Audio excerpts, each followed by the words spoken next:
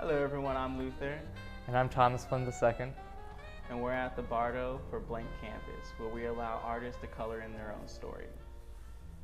So Thomas, thank you for being our first guest on this series today. Thank you for having me. Thank you for putting your art in here and being one of our resident artists. Of course, yeah. I'm happy to share. Excellent, excellent. So the first question I have for you today is, what made you commit to being an artist? I know everyone is born with creativity in their spirit, but not all of us have the tenacity to choose that route. So what was it for you?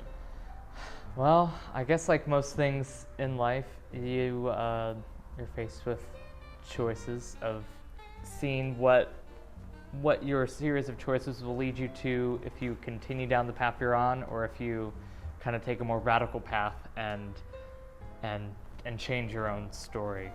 After I graduated art school, I worked in contemporary art galleries and selling other people's work while making my own on the weekend, and selling some, but not nearly enough, or even just making enough to be able to do something as simple as like buy groceries, let alone pay rent. And at a certain point, decided to make a radical change in our lives. So my wife and I moved to Austin, and that's where I started down the path of being a full-time artist, and separated from all the connections that I made previously, and kind of forged ahead.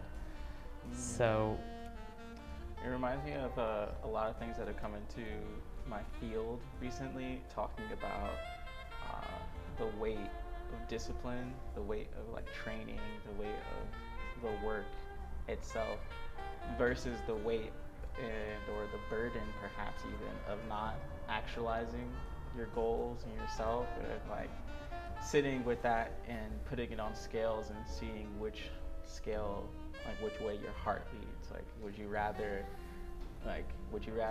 commit to the training and to the discipline and to the route of like achieving what you want, or would you rather be burdened by the weight of never actually going after what it is that you want? That's actually exactly the it's more painful to not take the first step than it is to be terrified all the time and go for it. I think, as a business owner of making art and selling it and making money at it, I think with any other entrepreneur, your biggest battle is internally with yourself, and your own mindset of I'm not just being silly, I'm not just being stupid, I have something valuable to offer, and to continue to,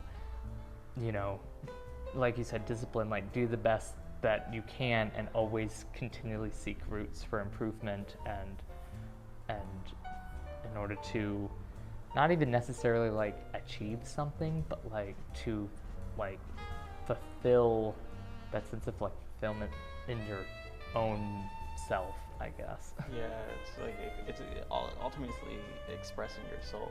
Yeah, yeah. And expressing it to the fullest. I saw something the other day that was talking about this guy was talking about in the ways in which he utilizes his ego to navigate through the art space, and how it protects him through the kind of more detrimental parts of the art industry, and allows him to take up space and really make peace with his art and his artistic expression in those ways.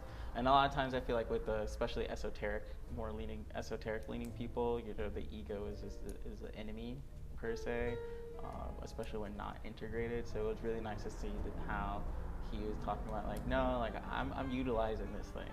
I'm utilizing this part of me to its fullest capability. Well, that's essentially shadow work, where you're you're using the bad parts of yourself and shedding light on them, and helping make you a whole fulfilled person, I guess. So I have a follow-up question. What themes does your art explore? So I paint a lot of landscapes and maybe more abstracted botanical landscape. There's always growth, but I guess on the flip side of it, I'm depicting like growth and decay, and they're like intertwiningness. The best metaphor that I've come up with is the forest, which is, you know, so many organisms living and dying in like this symbiosis. So in my paintings, like what I'm exploring is things are coming to the forefront, they're fading back, they're like generating out of nothing, and then they're also disappearing. It's like this and part of that is like your own self like is being obliterated, like, and integrating with the environment around you. Sounds very immersive, which we enjoy here. Would you say that the weight or the weight of not achieving your goals was your strongest why, or is there something deeper to why you create the art that you create? Well, because even before I like set out to do the full-time artist thing, I was still painting. I went to art school and I was, you know, listening to that soul calling of creating artwork and seeing, to me like the actual creation of artwork it's a very like transformative experience, and so you're like, I'm actively facilitating transformation through materials in front of me, and there's a part of like that has always been, I guess, art is healing, like healing internal rifts that you have as you're like actively making something else. So I guess it's the why. The why is that there's no other way forward than to make like I have no choice essentially. Like I'd get irritable, so angry, and like if I'm not, I guess, churning these emotions and channeling them through artwork. Yeah, I feel that. For me right now, it's working out. As far as like really getting out a lot of my emotions, like I feel like a madman when I'm not working out. Like I'm emotionally unstable, and like creativity for me has become a safe haven in some ways, and I just have to like. I struggle with, as an artist, like making space for creating. You know? I have taken the limb, like I've gone out on the limb of like creating a studio, this creative studio for other people to like create in, and still I struggle with like, oh my god, like I'm around so many other artists, and like their mediums that they use are just so much more noticeable, and they're so talented, and struggling with my own imposter syndrome around that, where like my journey with my creativity has been kind of skewed lately. Sounds like you need some realignment.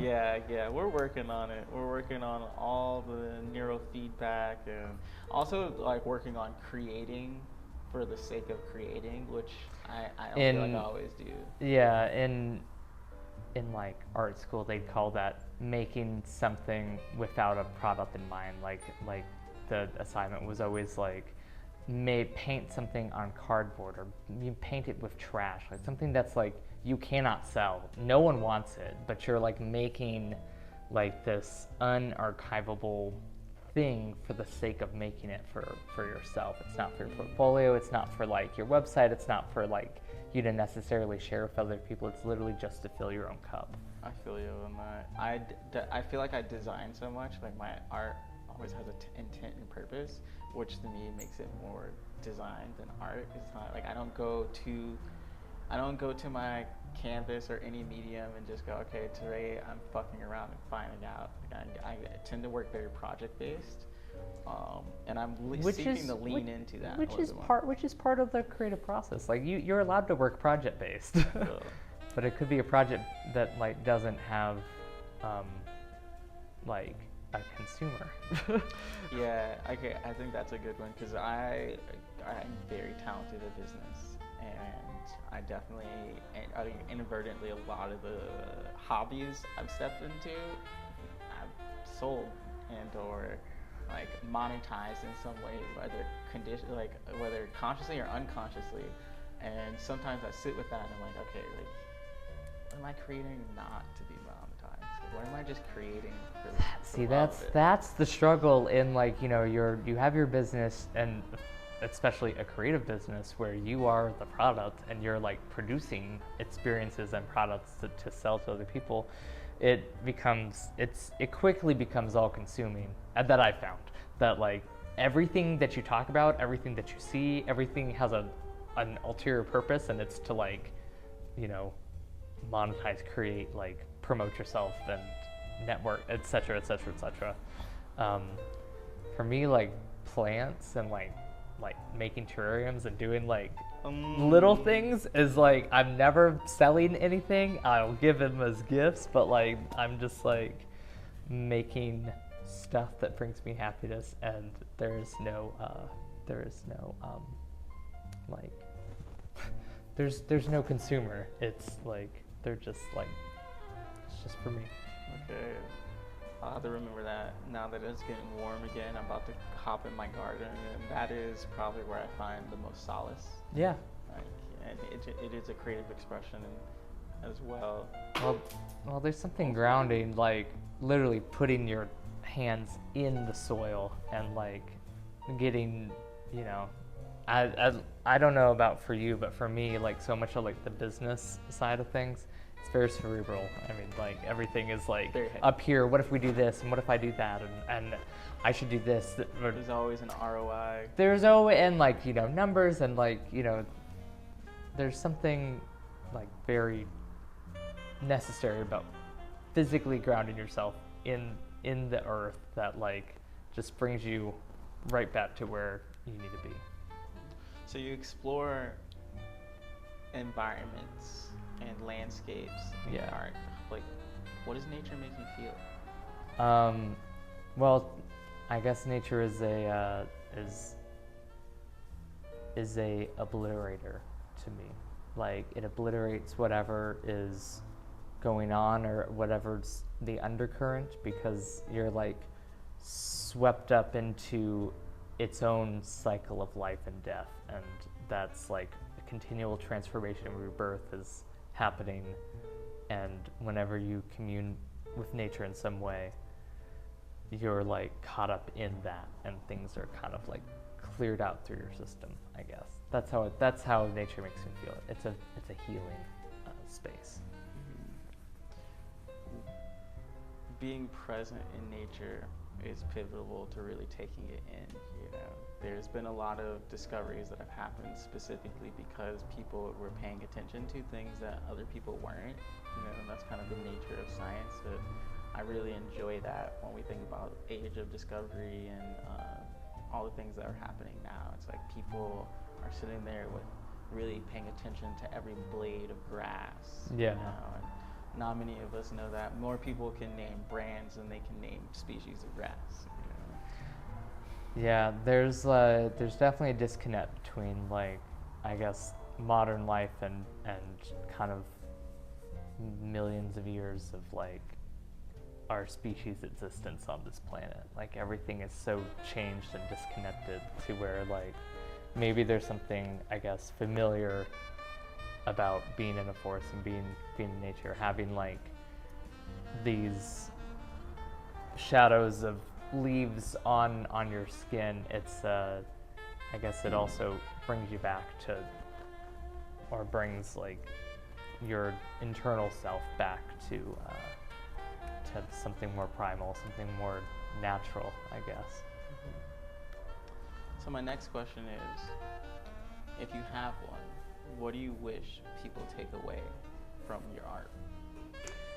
I hope that in the same way that I find transformation and healing through nature and through the physical act of creation, that there's some level of healing and transformation that takes place when looking at and experiencing the paintings. Beautiful. A small wish. Small wish, big impact. Exactly. And my last question for you is, what does this piece mean? Well, this piece, it's called Where's the Unseen Flame? Whose Sparks Are the Stars? And I was thinking about that ancestral connection to, I guess, something as universal of a fire in the woods. Like it's consuming things around it. It's providing light. It's consuming darkness. There's so many, like, I guess, archetypal relationships that you can like associate with like a fire, and then it becomes this portal inward. And when I was painting it, I was thinking a lot about my own ancestors and the kind of legacy and impact of where where do we go from here? And I guess before you can, roadmap where you're going, you have to see where you've been and have this internal dialogue. So to me, this painting is about that, that coming to terms with your past, and not just your own personal history, but like kind of everything that led to where you are right now, and then like asking the big questions, I guess. It's truly mesmerizing. Like, honestly, the eye looks back at you as you look into it, and it's a very much so a conversational piece in every way. Well, thank you for saying that. Yeah, no, of course. So I don't want to take up too much of your time today. Thank you for coming by to the Bardo and for being our first guest once again. Last thing is, where can the people find you at? My studio is a few doors down from the Bardo here in the West End, and online I'm on Instagram, Thomas Flynn II, and my website, thomasflynnii.com. All right, you heard it here. All his pieces are available for sale. Come into the Bardo, come check him out. Come have this eye look into your soul. And see you next time. Thank you.